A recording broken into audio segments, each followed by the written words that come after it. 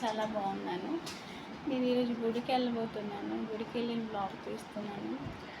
నేను మా అమ్మ వాళ్ళ ఇంటికాడ ఉన్నాను అనమాట. మా అమ్మ వాళ్ళ ఇంటి దగ్గర పక్కనే అనమాట చిన్న గుడి ఉంది.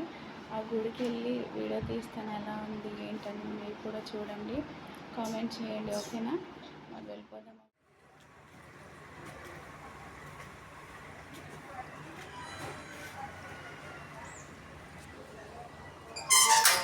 ఇగో ఫ్రెండ్స్, మరి నేను గుడికి వచ్చాను. చూసారా, ఇక్కడ హిందీలో పేర్లు ఉంటాయి అన్నమాట.